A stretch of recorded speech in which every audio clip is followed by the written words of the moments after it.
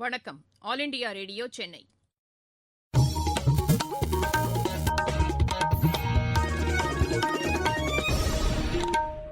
மாநிலச் செய்திகள் வாசிப்பவர் சுமித்ரா ரத்னம். தலைப்புச் செய்திகள்: புரெவி புயல் நாளை மறுநாள் அதிகாலை பாம்பன், கன்னியாகுமரி இடையே கரையை கடக்கக்கூடும் என்று வானிலை ஆய்வு மையம் கூறியுள்ளது. இந்த புயலை எதிர்கொள்வதற்கு தேவையான அனைத்து முன்னெச்சரிக்கை நடவடிக்கைகளும் மேற்கொள்ளப்பட்டிருப்பதாக மாநில அரசு தெரிவித்துள்ளது. விவசாயிகள் நலனுக்கான திட்டங்களுக்கு உயர் முன்னுரிமை அளிக்கப்பட்டுள்ளதாக மத்திய அரசு கூறியுள்ளது.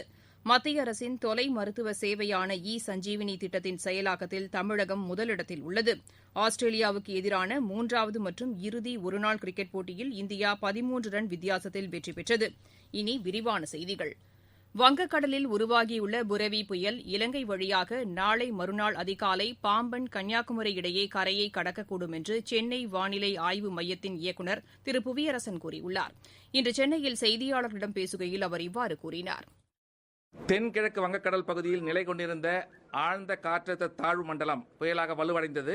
இது இன்று பாம்பனுக்கு கிழக்கு தென்கிழக்கே சுமார் 420 கிலோமீட்டர் தொலைவிலும், கன்னியாகுமரிக்கு கிழக்கு வடகிழக்கே சுமார் 600 கிலோமீட்டர் தொலைவிலும் நிலை கொண்டுள்ளது. இது அடுத்த 12 மணி நேரத்தில் மேலும் வலுப்பெற்று மேற்கு வடமேற்கு திசையில் நகர்ந்து இன்று மாலை அல்லது இரவில் இலங்கையை கடந்து நாளை காலை மன்னார் வளைகுடா வழியாக குமரிக்கடல் பகுதிக்கு நகரக்கூடும். இதன் காரணமாக ராமநாதபுரம், தூத்துக்குடி, கன்னியாகுமரி, திருநெல்வேலி, தென்காசி, சிவகங்கை மாவட்டங்களில் ஓரிரு இடங்களில் இடி மின்னலுடன் கூடிய அதிகனமழையும் பெய்யக்கூடும்.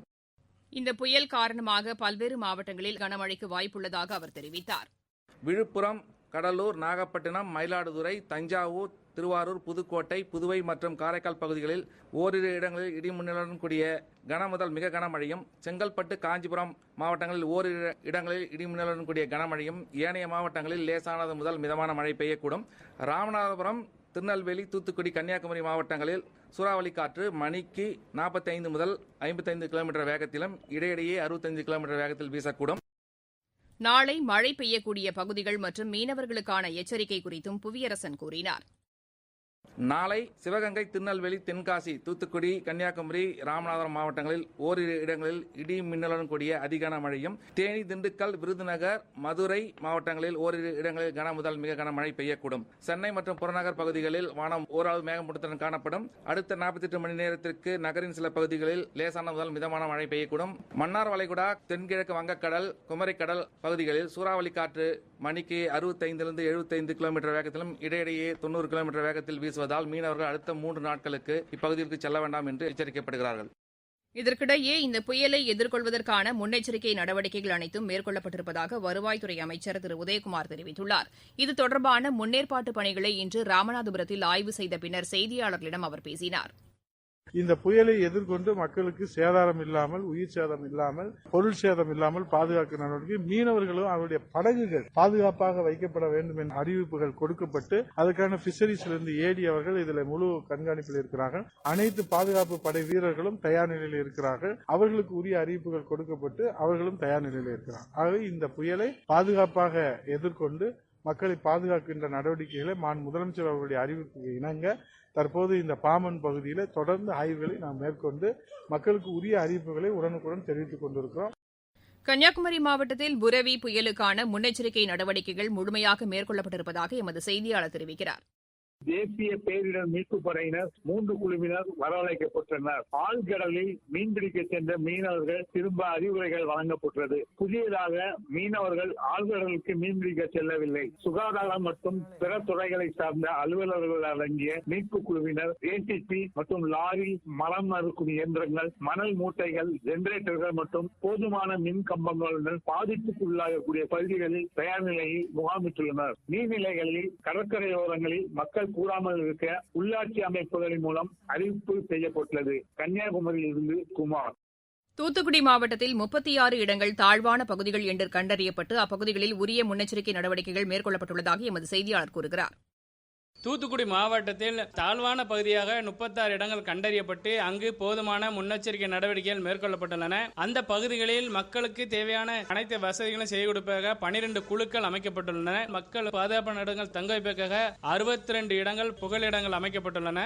மேலும் தூத்துக்குடி மாவட்டத்தில் குளங்கள் ஏதாவது நிரம்பினாலோ அந்த குளங்கள் நிரம்பி வெளியே செல்வதை கண்காணிப்பதற்காகவும் கிராம குழுக்களும் அமைக்கப்பட்டு அவைகளும் கண்காணிக்கப்பட்டு வருகின்றன. தூத்துக்குடி துறைமுகத்திலும் புயலால் எந்தவித பாதிப்பு ஏற்படாத வகையில் துறைமுகத்தில் பல்வேறு முன்னெச்சரிக்கை நடவடிக்கைகள் மேற்கொள்ளப்பட்டுள்ளன. மாவட்டத்தில் 2 தேசிய மீட்பு படையினர் முகாமிட்டு ஏதாவது ஆபத்து ஏற்பட்டால் உடனடியாக பகுதிக்கு செல்வதற்காக தயார் நிலையில் உள்ளனர். தூத்துக்குடியிலிருந்து லட்சுமணன். திருநெல்வேலி மாவட்டத்திலும் புயலால் பாதிக்கக்கூடியவை என 87 பகுதிகள் கண்டறியப்பட்டுள்ளதாக சிறப்பு அதிகாரி திரு கருணாகரன் செய்தியாளர்களிடம் தெரிவித்தார். கடற்கரை பகுதியிலே இருக்கின்ற அனைத்து புயல் பாதுகாப்பு மையங்களும் புனரமைக்கப்பட்டு அங்கு எந்தவித சூழ்நிலை ஏற்பட்டாலும் பொதுமக்கள் தங்க வைக்கப்பட்டு அவர்களுக்கு தேவையான மருத்துவ வசதி, உணவு, குடிதண்ணீர் ஆகிய அனைத்து வசதிகளும் ஏற்பாடு செய்யப்பட்டுள்ளன. தேசிய பேரிடர் மீட்பு படையிலிருந்து கிட்டத்தட்ட 60 நபர்கள் வரவழைக்கப்பட்டு 3 குழுக்களாக அவர்கள் தங்க வைக்கப்பட்டுள்ளார்கள். தென்காசி மாவட்டத்திலும் புயல் நிவாரண முகாம்கள் புனரமைக்கப்பட்டு தயார் நிலையில் வைக்கப்பட்டுள்ளதாக சிறப்பு அதிகாரி திருமதி அனு ஜார்ஜ் செய்தியாளர்களிடம் தெரிவித்தார். தென்காசி மாவட்டத்தில் தாழ்ந்த பகுதியில் இருக்கிற மக்களுக்கும் அதே மாதிரி இந்த ஹை வல்னரபிள் ஏரியாஸ்ல இருக்கிற மக்களுக்கும் அதை ஒட்டியுள்ள மக்களுக்கும் அறிவுரைகள் வழங்கப்பட்டுள்ளது. இதுக்கு முன்னாடி எங்கெல்லாம் தண்ணி தேங்கி இருந்ததோ அந்த இடங்கள் எல்லாம் ஐடென்டிஃபை பண்ணி இருக்காங்க. அந்த ஐடென்டிஃபை பண்ணி இடங்களை வைத்து அவங்களுக்கு அறிவுரைகள் வழங்கி இருக்கிறது. சப்போஸ் அந்த மாதிரி ஏதாவது சூழ்நிலை இருந்தா கூட அவங்களை அந்த பகுதிக்கு மாத்தி தங்க வைக்கிறதுக்குள்ள எல்லா வசதிகளும் மாவட்ட நிர்வாகம் செஞ்சிருக்காங்க என்று தெரிவித்துக் கொள்கின்றேன். இந்த புரெவி புயல் காரணமாக நாகை கடற்கரை பகுதி முழுவதும் வெறிச்சோடி காணப்படுவதாகவும் மீனவர்கள் மீன்பிடிக்கச் செல்லவில்லை என்றும் எமது செய்தியாளர் தெரிவிக்கிறார். தமிழக அரசு மேற்கொண்ட உரிய முன்னெச்சரிக்கை நடவடிக்கைகள் காரணமாக வேலூர் மாவட்டத்தில் நிவர் புயலால் பெரிய அளவிலான பாதிப்புகள் தவிர்க்கப்பட்டிருப்பதாக வணிக வரித்துறை அமைச்சர் திரு வீரமணி கூறியுள்ளார். திருப்பத்தூர் மாவட்டத்தில் இன்று மாநில அரசின் நலத்திட்ட உதவிகளை பயனாளிகளுக்கு வழங்கிய பின்னர் செய்தியாளர்களிடம் அவர் பேசினார். வேறு எந்த மாநிலத்திலும் இல்லாத அளவிற்கு மருத்துவ படிப்பு மாணவர் சேர்க்கையில் அரசு பள்ளி மாணவர்களுக்கு 7.5% உள்ஒதுக்கீடு வழங்கப்பட்டுள்ளதாகவும் அவர் கூறினார். நீட் தேர்வு தொடர்பாக திமுக உள்ளிட்ட எதிர்க்கட்சிகள் அரசியல் லாபம் கருதி செயல்படுவதாகவும் அவர் குற்றம் சாட்டினார். அஇஅதிமுகவை பொறுத்தவரை மாணவர்கள் நலனில் எப்போதும் அக்கறை கொண்ட கட்சியாக இருக்கும் என்றும் திரு வீரமணி தெரிவித்தார். நீங்கள் கேட்டுக் கொண்டிருப்பது ஆல் இண்டியா ரேடியோவின் மாநில செய்தி அறிக்கை. கோவிட்-19ற்கு எதிரான போரில் நமக்கான 3 கவசங்கள்.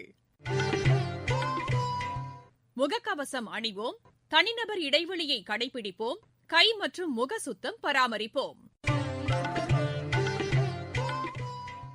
விவசாயிகளின் நலன் சார்ந்த திட்டங்களுக்கு மத்திய அரசு உயர் முன்னுரிமை அளித்துள்ளதாக தகவல் ஒலிபரப்புத்துறை அமைச்சர் திரு பிரகாஷ் ஜவடேகர் கூறியுள்ளார். சமூக வலைதளத்தில் இக்கருத்தை பதிவு செய்துள்ள அவர் குறைந்தபட்ச ஆதரவு நடைமுறை தொடரும் என்று திட்டவட்டமாக தெளிவுபடுத்தியுள்ளார். விவசாயிகள் நலனை கருத்தில் கொண்டே புதிய வேளாண் சட்டங்கள் கொண்டுவரப்பட்டுள்ளதாகவும் திரு பிரகாஷ் ஜவடேகர் கூறினார். மத்திய அரசின் தொலை மருத்துவ சேவையான இ சஞ்சீவினி திட்டத்தின் கீழ் 9 லட்சத்திற்கும் மேற்பட்ட ஆலோசனைகள் வழங்கப்பட்டுள்ளதாக மத்திய அரசு கூறியுள்ளது. இந்த சேவைகளை வழங்குவதில் தமிழகம் முதலிடத்தில் இருப்பதாக சுகாதாரத்துறையின் செய்திக்குறிப்பு தெரிவிக்கிறது. 2,90,000க்கும் மேற்பட்ட மருத்துவ ஆலோசனைகளை இந்த திட்டத்தின் கீழ் தமிழகம் வழங்கியுள்ளதாகவும் அதில் குறிப்பிடப்பட்டுள்ளது. தமிழகத்தில் கோவிட்-19 பரவல் தொடர்ந்து கட்டுக்குள் உள்ளது. இன்று இந்த நோய் தொற்று 1428 பேருக்கு உறுதி செய்யப்பட்டதாகவும் 1398 பேர் குணமடைந்ததாகவும் மாநில அரசின் செய்திக்குறிப்பு தெரிவிக்கிறது. மாவட்டச் செய்திகள். கிருஷ்ணகிரி மாவட்டத்தில் மின்னணு வாக்குப்பதிவு எந்திரங்களின் முதல்கட்ட பரிசோதனை அனைத்துக் கட்சி பிரதிநிதிகள் முன்னிலையில் இன்று நடைபெற்றது. சென்னை மெட்ரோ ரயிலில் கடந்த மாதம் 8,58,000 பேர் பயணம் மேற்கொண்டுள்ளனர். விளையாட்டுச் செய்திகள். ஆஸ்திரேலியாவுக்கு எதிரான 3வது மற்றும் இறுதி ஒருநாள் கிரிக்கெட் போட்டியில் இந்தியா 13 ரன் வித்தியாசத்தில் வெற்றி பெற்றது. கான்பராவில் நடைபெற்ற இப்போட்டியில் டாஸ் வென்று முதலில் பேட் செய்த இந்தியா நிர்ணயிக்கப்பட்ட 50 ஓவரில் 5 விக்கெட் இழப்பிற்கு 302 ரன் எடுத்தது. ஹர்திக் பாண்டியா அதிரடியாக ஆடி 76 பந்துகளில் 92 ரன் குவித்தும், ஜடேஜா 50 பந்துகளில் 66 ரன் எடுத்தும் ஆட்டமிழக்காமல் இருந்தனர். 303 ரன் எடுத்தால் வெற்றி என்ற இலக்கோடு பின்னர் களமிறங்கிய ஆஸ்திரேலியா 49.3 ஓவரில் 289 ரன் எடுத்து ஆட்டமிழந்தது. ஒருநாள் கிரிக்கெட் போட்டியில் முதல் முறையாக பங்கேற்ற நடராஜன் அபாரமாக பந்து வீசி 2 விக்கெட்டுகளை வீழ்த்தினார். தமிழகத்தின் சேலம் மாவட்டத்தைச் சேர்ந்த நடராஜன் இப்போட்டியில் சிறப்பாக செயல்பட்டது பெருமிதம் அளிக்கிறது என்று அவரது பெற்றோர் தெரிவித்தனர். முதல் போட்டியிலேயே முத்திரை பதித்த நம் மண்ணின் மைந்தன் நடராஜனுக்கு வெற்றிகள் மேன்மேலும் வந்து சேர வாழ்த்துவதாக முதலமைச்சர் திரு எடப்பாடி பழனிசாமி கூறியுள்ளார். மீண்டும் தலைப்புச் செய்திகள்.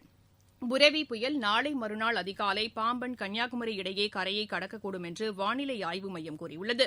இந்த புயலை எதிர்கொள்வதற்கு தேவையான அனைத்து முன்னெச்சரிக்கை நடவடிக்கைகளும் மேற்கொள்ளப்பட்டிருப்பதாக மாநில அரசு தெரிவித்துள்ளது.